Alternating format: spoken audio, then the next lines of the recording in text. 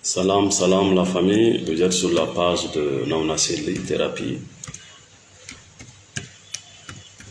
Voilà. Salam alaikum. Monsieur Pejul Enoko Kawondong Hore Dedi Allandi. Koni yesmondo ande kadi kabimbido ko Naouna Selli Thérapie.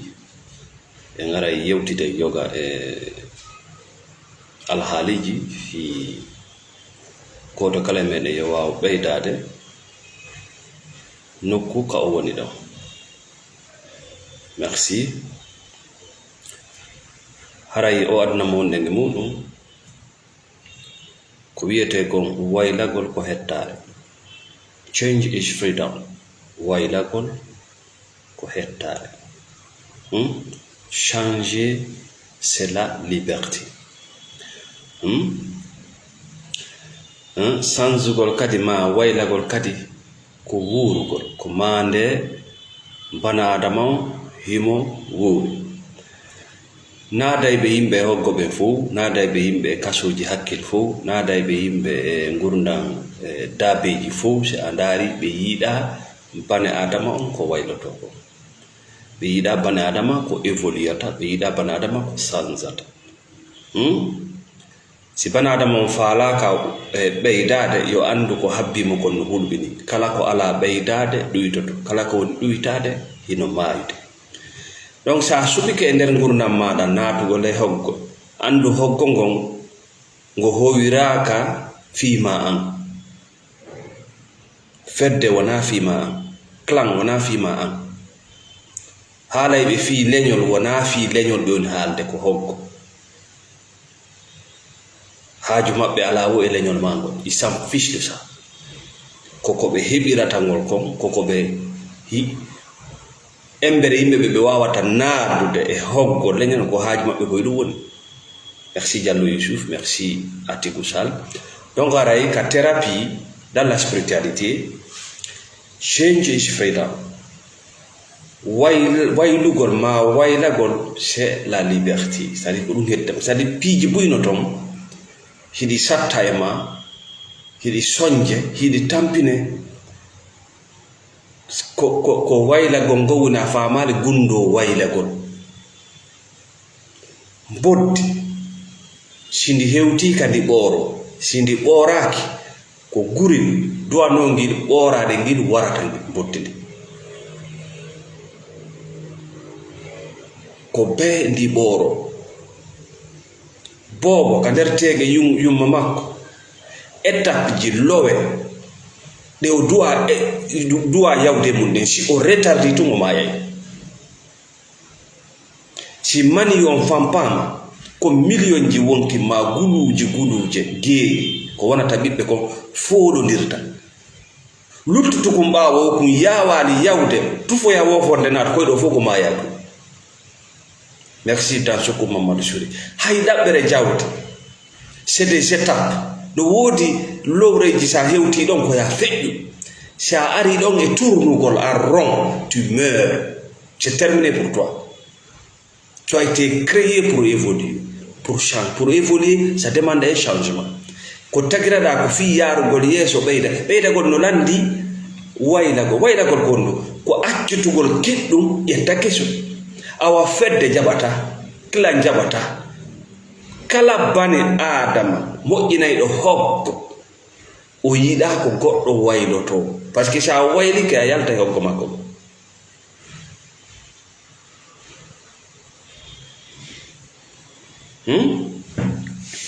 Modima si tawi ila ñande o jombuma a ɓeydota o yahana joni goɗɗo waydira e ma. Goto yiɗa ko ɓeydota, c'est naturel. A ɓeydota ko ka communication ji ma, ka yewtere a sansata. Yewtereji maɗin fof ko yeddotiral e hawre.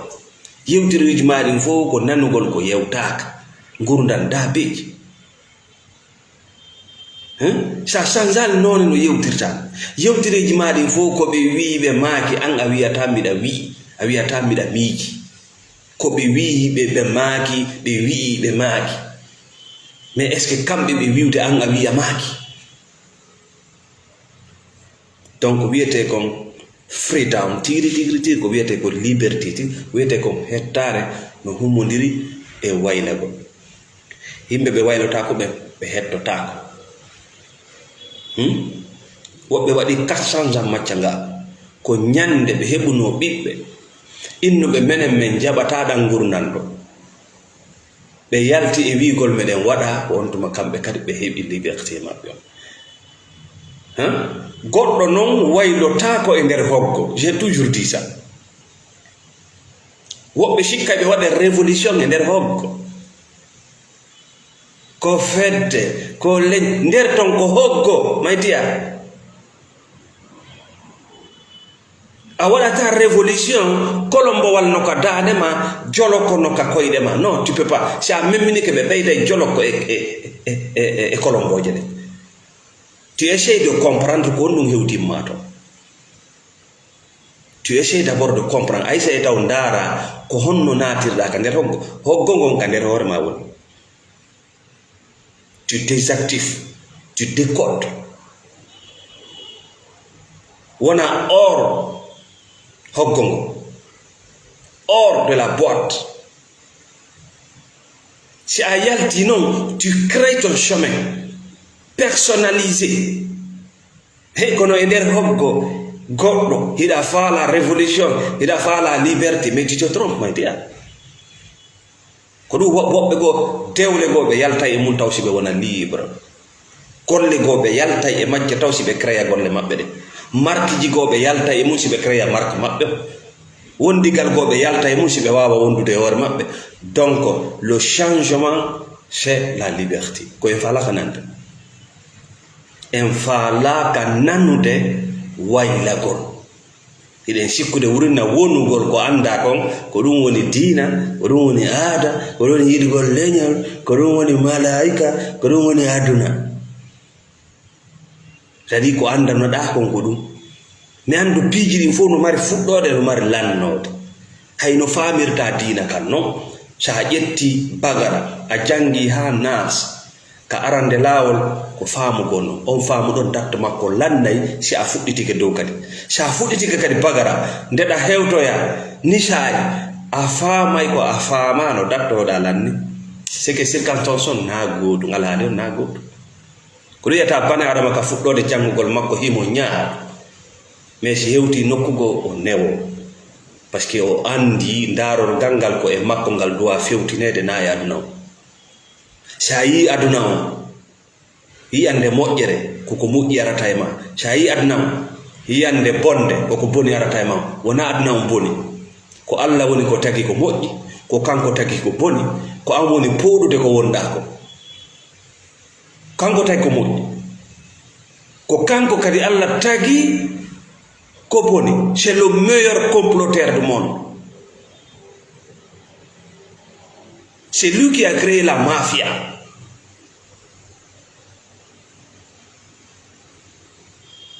O inde ya sugo kono non himo yiɗam ma ko moƴƴi ko ɗum o wi o suɓat o inna de sugo ko inni mo yiɗam ma ko moƴƴi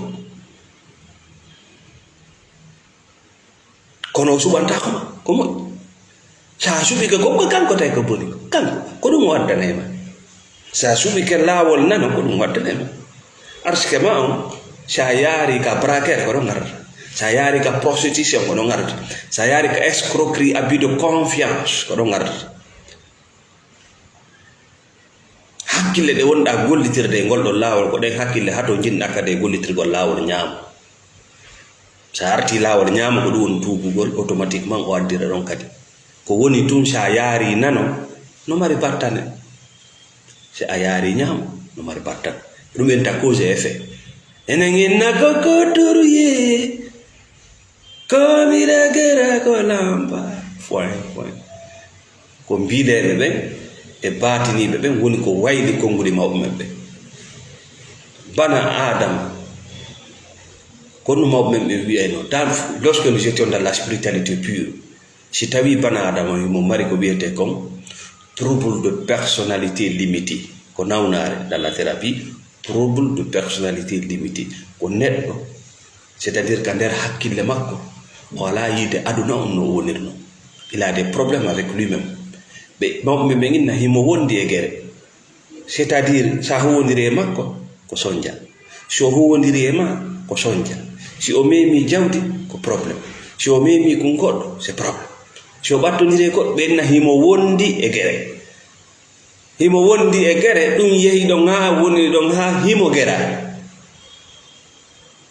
Himo wondi e gere ɗum wayla himo gera. Joni ko goɗɗo waɗi, ko jinnaaro waɗi, ko yaye makko waɗi, ko pati makko waɗi. Maintenant Allah itta ton, kanko itta ton. O wonti hon ɗum e nder hoggo karam ko batine bile. O wonti hon ɗum dammol. Maintenant il n'est plus responsable et pourtant il a la responsabilité ko gurdanɗan o suɓi. Ko ɗum waɗi thérapie ɗa wawi andinde o tigi daɗɗan gurdam mbewa ɗon iɗa wawi waylude wonta gurdam gayuri waylanoma ɗum ala. Lekkere ɗon ɗa jedde den c'est juste pour la crise. Sa waɗi crise mentale ko fi ɗum ko fof non. Lekkere ɗe watama wallitade sona ber ɗum ɗo.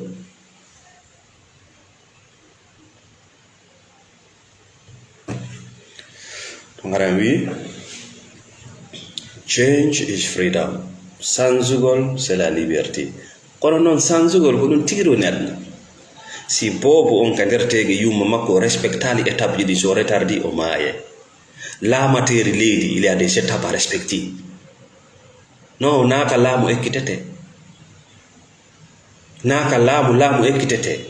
Donc sa ari ka laamu a windi a ekkitoto laamu donc tu ne vas pas respecter les étapes. Wonaka dewgal ekkitete. Wonaka entreprise gestion entreprise ekkitete. Ko atto a laamade ekkitotoɗa fi laamu. Sa ari ka laamu enne ekkitoto fi laamu tu vas détruire. A bonne parce que naɗon ekkitete. Bugagol ko atto hewtude ka buge ekkitete. Nanu yettata ça va rater. Ça sikki ko masturbation woni bugagol automatiquement tu vas rater. Parce que quand tu vas rentrer dans le monde réel physique, tu vas pas performer. Tu n'iras nulle part. Merci, Pape Marwan, partagez.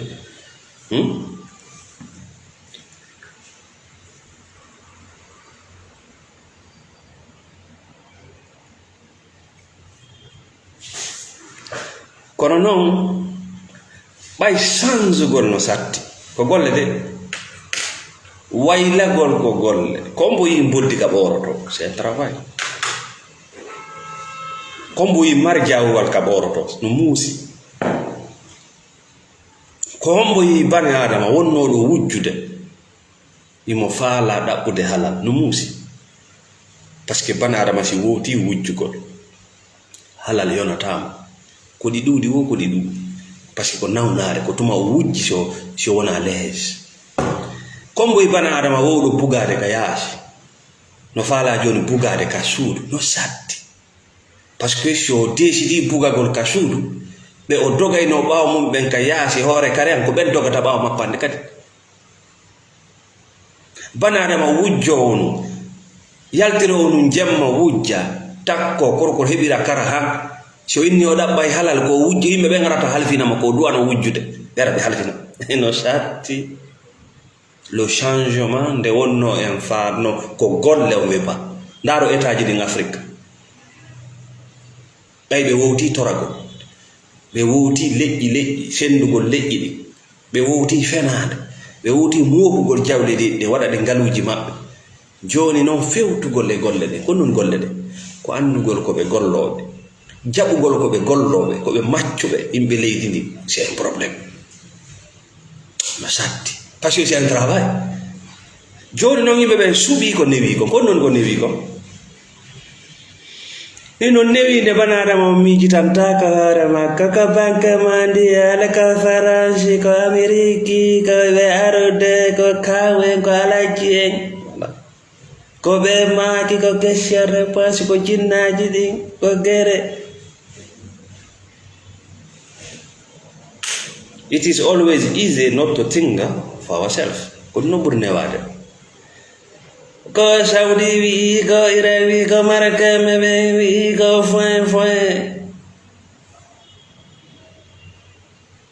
musidangal fottani ko fe jonnon ɓe suuɓi honnum ko newi ko non ko newi wongol nokku ngotum hara sangal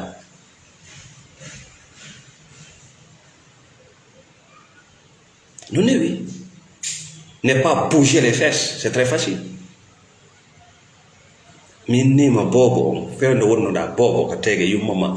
Tu as évolué étape par étape avec vitesse. Be ard no da ben bay be réussir be fo be may.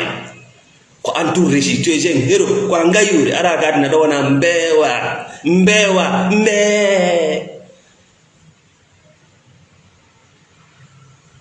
wara mbe bare kolombo ina no lan kolombo wal ko wi mbe ida mari kadi hawa ngayuri ida mari dum kadi kono sa danni ni dum ngama inni no satti tu préfères les 4000 nganyagol yarugol do tamelang yurminela mais c'est fini awam firida marube meme andube meme jangube meme donc yimbe ben subi ko tay kon no newi nde wonata neddo mijitanta ko hore makko o dabba nokkure hisunde ka o innata wobbe no ton kono be irashi ben no ton siko fi dina yewtobe dun no ton siko fi lam yewtobe dun no ton siko fi moko ba ben no ton siko fi mbudi marbe bembe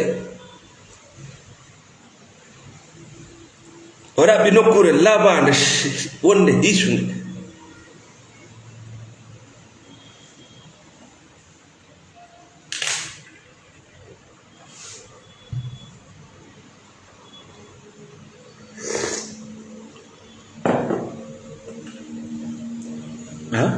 o dabbi wonuga ka moninta syndicat be o dabbi wonuga moninta mawbe be dabbi wonuga mi moninta jama hagga mi moninta faransi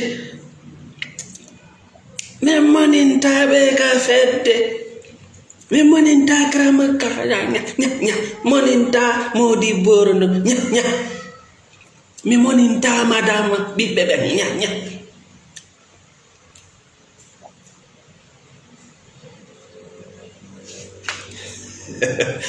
Shainatou Diallo, merci. On va aller. Ouais. Andi changugol ko accutugol kikkum yana keso. Sida nder hoggo andi a yalta nder makko. Yona ida moningol joma hoggo, joma fedde, joma dina, joma leñol, joma nyinyi, joma nyanya, joma depansi. Nene baba aira meninggal nene baba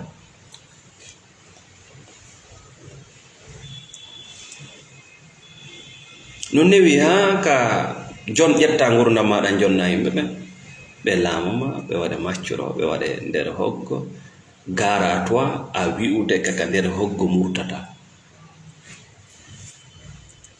murtatake nder hoggo jamais murtuɓe nder hoggo ɓen fop vont disparaître. Tu sors de la boîte, tu sors d'abord de la boîte dans ta tête, tu sors d'abord, tu deviens un homme libre, tu acceptes le changement parce que quand nder hoggo tu es manipulé manipulement no wawma livre de mo wawma warde parce que o faalaka ya murdi luttuɓe ɓen ka nder hoggo.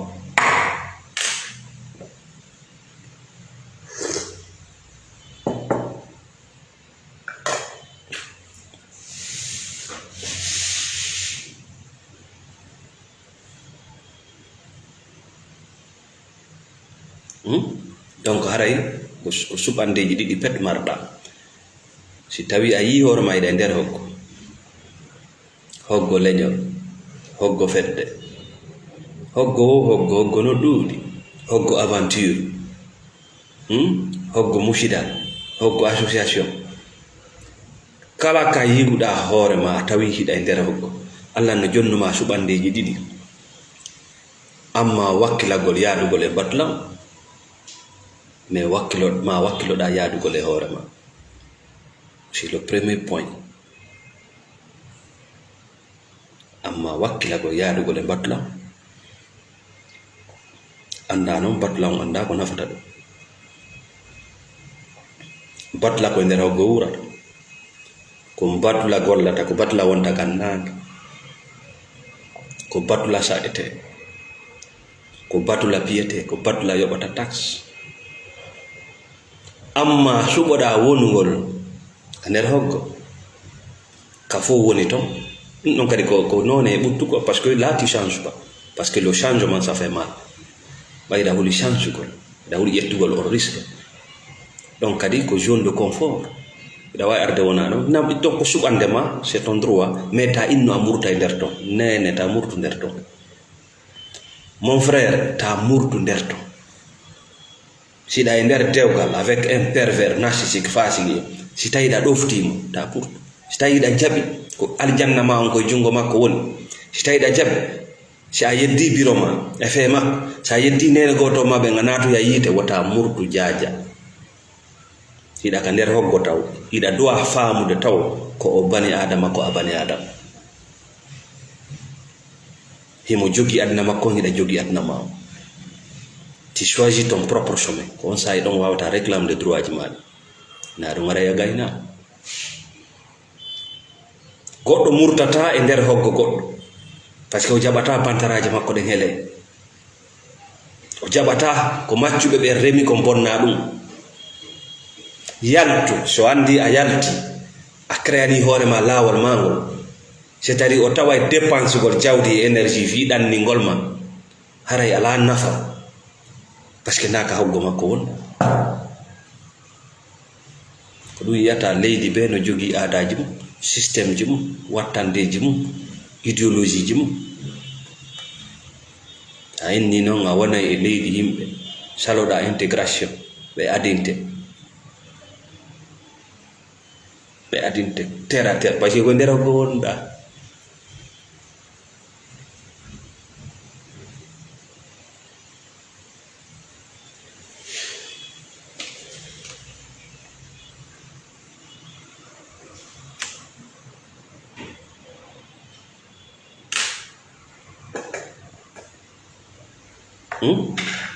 aray ɗon ko ya jaɓo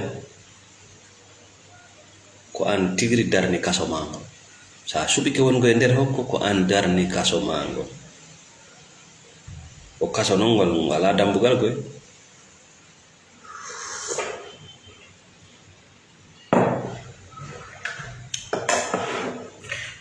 Amadou Kabaka merci donc aray jon non quelles sont les solutions honno yaltirgal ngal honno bani adama wawata yaltirde e gurdam mbeewa watta hiila no mbeewa wullirta noon eno wonɗa wullirde noon daari si tawi nanda daari no gayyuri waɗirta hawa daari neɗɗo defandowo droit ji makko no haalirta daari gayyuri daari no imposirta daari neɗɗo mo wawata defandude droit ji mo balbal yimɓe ɓe bonnay ɗum jeeja bonnuɓe ɗum ɓen ma yalta e bonnugol inde bonnuɓe no sikka ko ɗum solution ma yalta e noddugol faabo daari hawa mbeewa daari no wonɗa wullirde si tawi nanda no nandi amaani ko ɗum waɗi si Allah inni ka qur'ana kal an ami ɓe wawi wa daabeji haalay to inde daabeji wayenni jirlo yennata o wi ka jirlo koni diina ma kam e diina nawna selli na goto parce que même mi anda ko woni copie ila mi faami spiritualité mi yalti ko woni copie ila mi faami spiritualité mi yalti e lampe gerto yaga min kala jogo toɓɓe mum ɗen ton na toɓɓe mi ñamata mo kala jogo toɓɓe mara hoore mum toɓɓe mi windana e hoore an toɓɓe mo kala jogo baraji mum ton wona won la winduda wona won windana baraji jogo ton. Merci Mamadou Saïdou Diallo. Donc la solution pour sortir de la boîte hino ko dowaɗa wadde ɗo ya eto arugol heƴa e nder pooti ka wawata heƴude ma e nder ngesa mba wawata heƴude mo jama on wallini mo société on wallini ɗo ya arde ettoɗa ɗum ɗon mon si ɓay kon waɗi siɗa ettade ko ɓay wonota kon waɗi siɗa ƴettude masque kon waɗi siɗa faala ɗibbude hoore ma ko ɓay heƴota no kasa ko ngayuri ko wadi ko ya eto ko ya force hay hala way ko ya emoti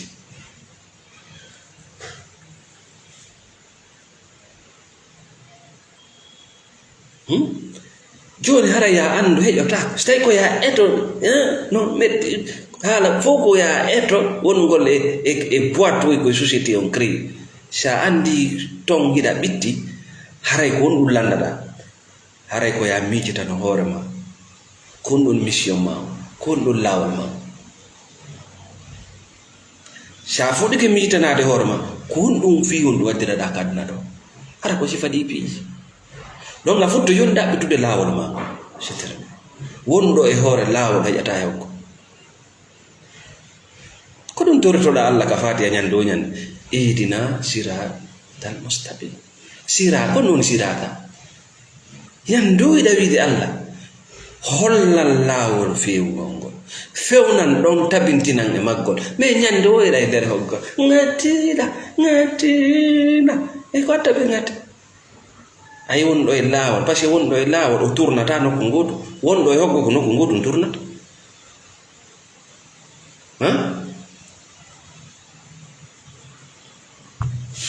oɗo noon golle ɗen miijitanagol hoore mum yaltinana hoore mum laawol mum simmo noon innano wadde révolution ma no moftude sina ɗum ara ira heɗa na an woni miijitade tu es manipulé déjà ko goɗɗum naddude miijoji e ma maɗɗine konngudi mais ils vont te détruire parce que wondo naadude miijo ma maɗɗine kongudi nande o nandirma miijoji ma kongudi tawdi wona ko makko kon il va te livrer non naya murtin lotto wewe non dammi fayuɗi no nder ton ɗin non duwaka yahude contribution al dammi al dabbano voilà ça c'est la communication ça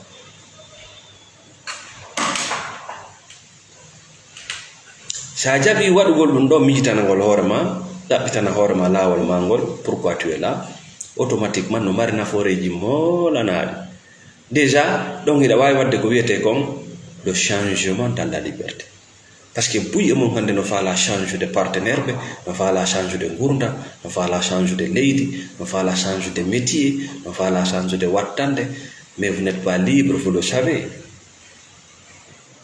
guitare en opinion vous êtes esclaves c'est ça mais moi je te promets tu peux le faire si woɓɓe wawi waɗugol ina wawi wadde mais a wawata waɗude si tawi ko mbewamba woni gondude a wawi wadde o si a jaɓi findingol gayyurdi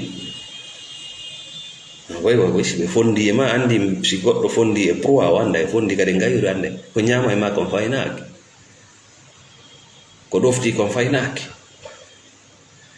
ala kane wawi ala ko wawɗa si a mayidi e mum ko yiite yaada Allah wi hiɗa wawi hiɗa gayna hiɗa tagana a wi a wawata ko shirku si a mayi ko yiite wonɗa yaw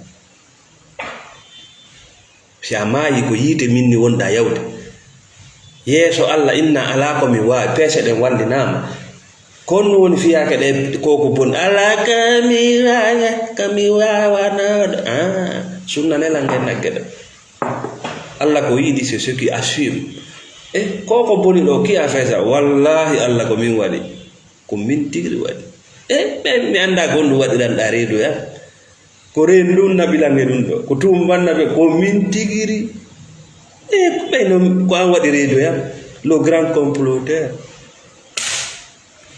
o inna accite oɗo ya laissez-lui rentrer pellet ko min waɗi reedu e makko ona min ɗo inne Allah waɗi reedu ya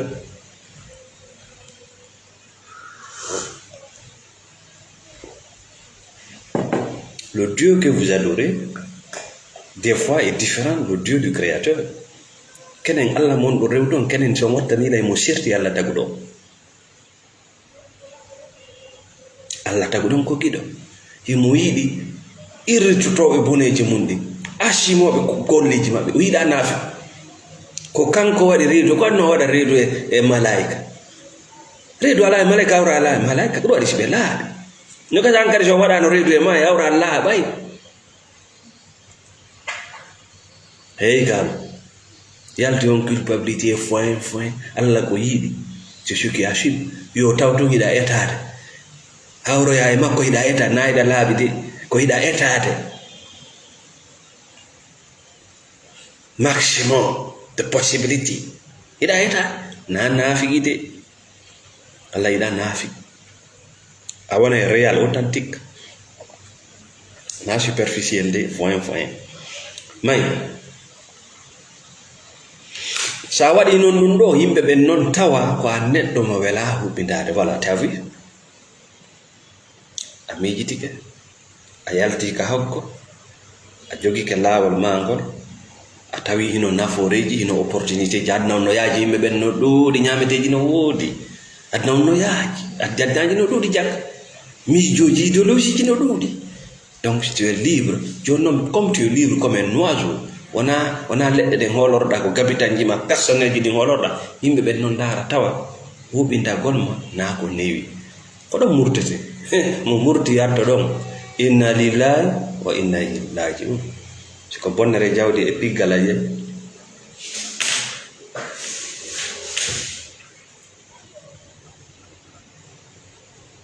non na murtugol ma ngol satti e maɓɓe ko nokkure ka murtuɗa ɗo c'est ce qui dit parce que dammi ɗin no heewi ɗon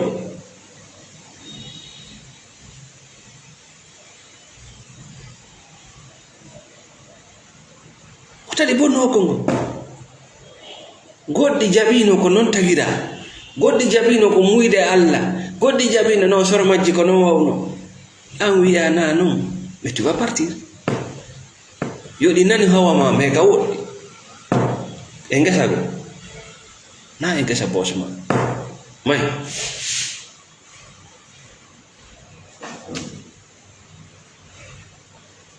ɗeɗo no yimɓe so tawi joni huɓɓindagol ma no satti haray a woni une personne spéciale authentique ko on tuma noon pooɗata yimɓe wawɓe mo maɓe ella ala wongol e groupe mais yo taw koko wonɗa ko gonɗa e mum na nokkure ka immotoɗa bonna lan jataɓe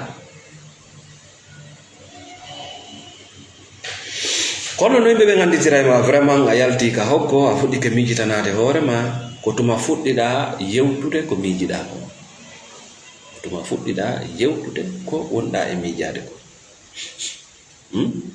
voilà andi ko ɓuuri yewde ko yimɓe nder hokko ko ɓe yewtata kon fo ko jewɓe hoggo ngon ko faala kon ko ɗum nanirtaɓe parce qu'ils ne sont pas authentiques, ils sont dans le superficiel nandolla himo andi ko wonɗum jooma hoggo société on wiyete jooma hoggo ko faala kon donc ɗin konguɗi tun nantaga ɗengal makko ko nene goto ko baba goto ko musida ko leña ko koye haala woy musinayi koye hoore tun o yaha noon o suuɗoɗa wulla donc ko yimɓe ɓe ganditirayi ma an ko wonɗa miijade kam ko ɗum wonɗa hadde ko ɗum waɗi yimɓe ɓen ɓe tawa he oɗo wela huɓindade de komi woni nanirde o ɗo kon o feetuɗo de a daɗi feetuɗo a daɗi jokka enda no a daɗi ittata sataka no minne a daɗi a naatigal jan an Allah tawɗuma on woɗɗonira fewndo ɗon fi honɗum yimɓe buyno huuli yewtugol ko miiji yewtugol ko woni ka hakkille mo fi honɗum ko taɓi luutodir e hoggo ngo ko taɓi luutodir e jooma hoggo ɓe mara noon gonga ɗum par ce que ɓen ɗon bete no andi ka nder hoggo ɓe woni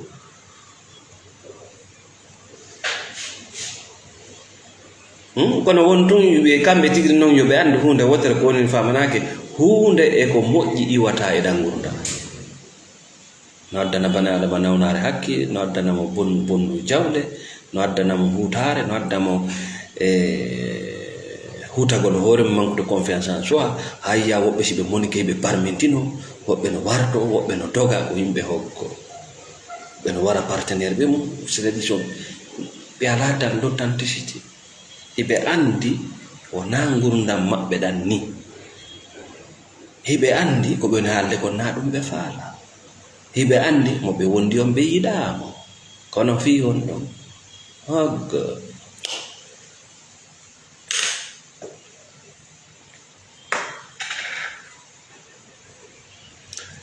ɗi munɗum yimɓe ɓen no anditira bana adama waɗɗo changement yaltuɗo nder hokko par ce que kanko weltare makko nden o habbora ɗum ɗon yimɓe, c'est à dire hono ɗo joni nawna selle thérapie weltare an nden mi habbora ɗum ɗon goɗɗo.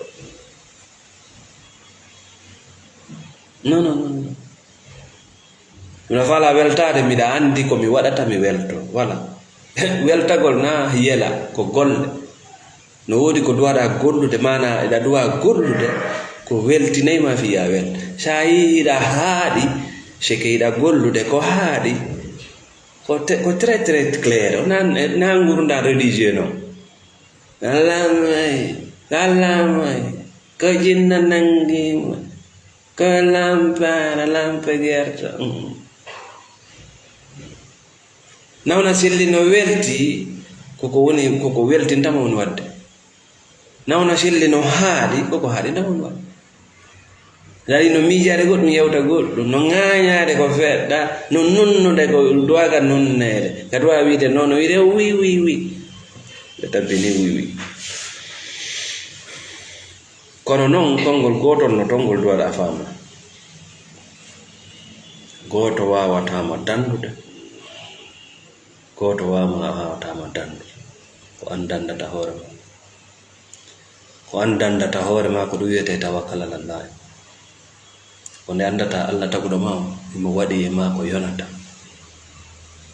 goto wona arde sofugo mi andi ko yimɓe wonɓe nder hoggo no habbi tun goɗɗo aray joni miɗa ka dewgal goɗɗo aray joni ittalan ɗo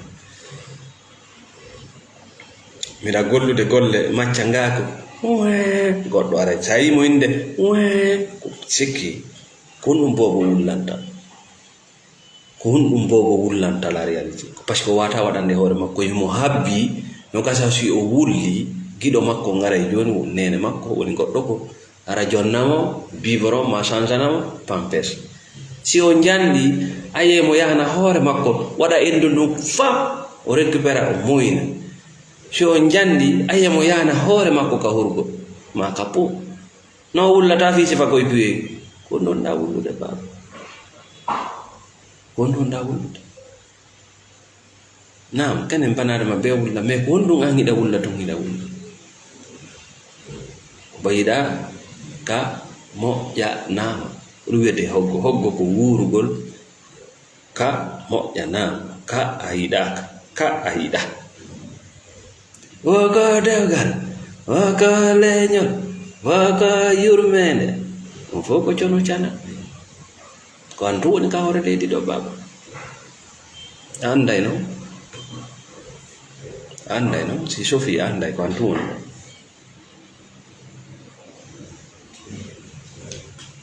laawol gotol pet moƴƴamma ka weltotoɗa golɗon noon laawol ko an créata ngol c'est toi qui va créer ça na tawalde ngol laawol tu crées, tu acceptes d'abord le changement, ce qui est très difficile. C'est pas facile changer, c'est pas facile, c'est tout un processus. Voilà le processus.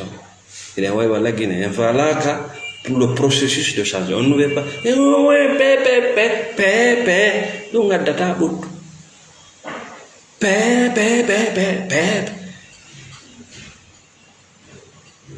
à force de chanter on est un ande attaque notre mot.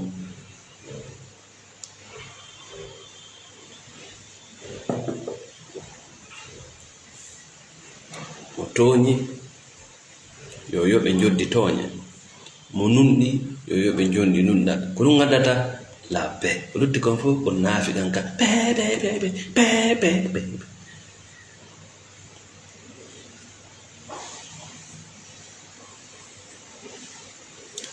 bani adama no anditira kanko mo yalti ka hoggo tuma haala woy fuufa fuu woy tawi hande kadi o wata ko supporte smoto ko haala woy fuufa fuu haala woy tuma nanɗa goɗɗo ko fi yimɓe tuma haalata ko fi yimɓe bani adama ko haala o tesugo haala ko fi yimɓe ko haala o tesugoy kaari ñaami kaari geri kaari lambike kaari yahal dennabo kaari hibbade kaari kotisade kaari ɓe men ɓe jangoɓe men ɓe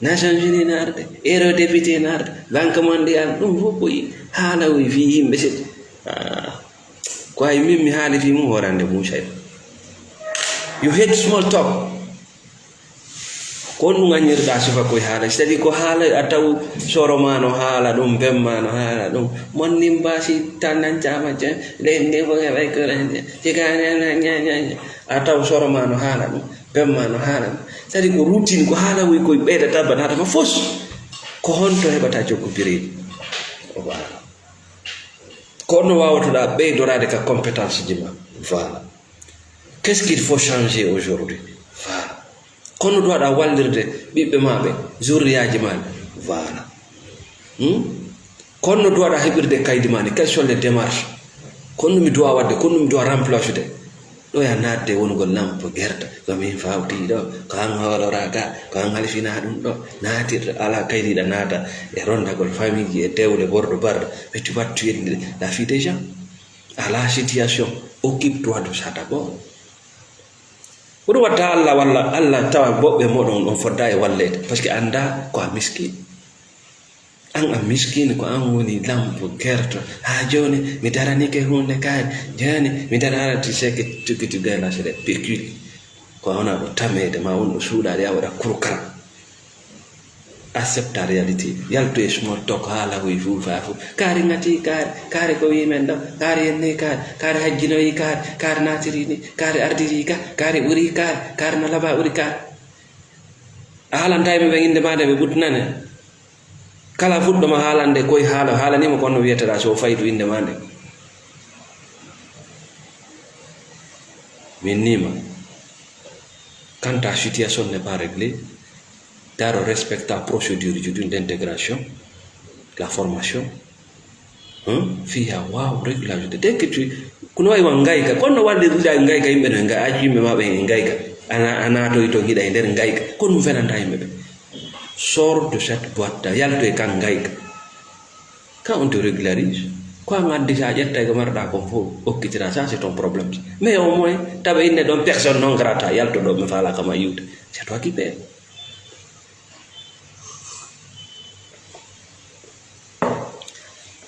ida anditira yalti ga nder woggo tuma tawi ko wiyete kon golle den an ko ɗum haaji ma woni hen action is what matter to you kama ko golle ɗe wona haala wingi mo yiɗa o si ari ka golle a yiyata ka diina hande ko ɗum jokka ka politique ko ɗum jokka ka ɗaɓɓere jawdi na fo woɓɓe ko ɗum jokki si ari ka pratique a yiyata donc si tawi a yalti e nder hoggo kama haala ko haala hendu feƴƴoru ko action ko golle ɗen hitti kama mar gonto gole ɗen ɓay ko ammarima on to ko waɗa on to batte mum woni e ma ɓay ko menen marima marɓe meme gonto batte woni ani ella laahimo mari koko yiɗa mais ko naafima o heɓani wona an jonnimo mananko wona an wonimo wallitade hiɗa suuti ɓengo makko e ɓikkoye makko ko hiɗa suuti projet ji makko ɗi ko fi ɓengo wurani naafima détrompez-vous lañañaña ko an o woni lamanade kan o lamani kono marɗon ko sendo ɗon détrompe-toi rien ko an to woni gadnaɗo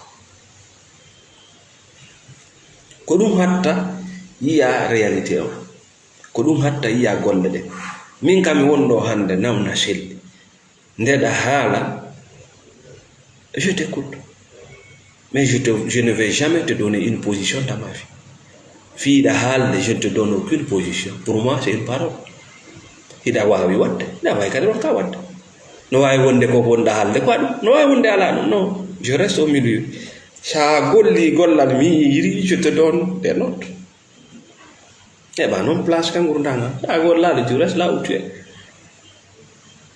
donc ara ko yewtere nde ɗo yewtere ko nawna selli thérapie hara meɗen salmina kala on ɓe ƴettude thérapie e junngo amen hara meɗen salmina kala on ɓe sodde lekki ɓuuriji e junngo amen kala on ɓe sutende oɗo page kala on ɓe men windande min andintina yon ko wiyete yewtere éveil ko yewtere sattunde ko yewtere muusude ko fiisiɗa nawni ko e nawnare ma nde nanata yewtere nde.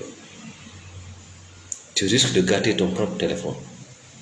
Ça ne va jamais affecter nawna seedi min na e hokko mi hunde ɗin konnguli tawɗi ala heƴude ma ça te brûle ko ɗum waɗa ñawnude ay kum parti on ɗon woni kuma huɓɓude ɗon c'est la maladie ça ko ɗum ɓennata antir waɗana hoorema autodiagnostic si goɗɗo yewti yewtere nde huɓɓi yiite ma yiite ngen na e yewtere nde woni yiite ngen no e ma hinge e ma c'est juste un facteur déclencheur o andine tu hinge e ma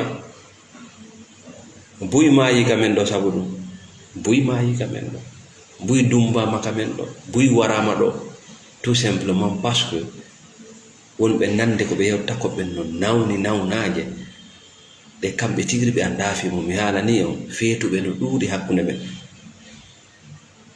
ko ɗum min mi ɗuuɗa yewde ko ɗum par ce que mi anda nder galle ɗen si feetuɗo ala to feetuɓe no woodi ittaɓe dépense ji feetuɓe no woodi defayɓe nder cuuɗi jonna ɓe ngureji fof ara c'est des fous ɓe memino ligne rouge mi yi ɗum lannata tawa jongal lew c'est un fou il est là imo wonde famille makko ñande noon wi parakata ɓenna ha ko guerre. Salamu aleykum wa rahmatullah.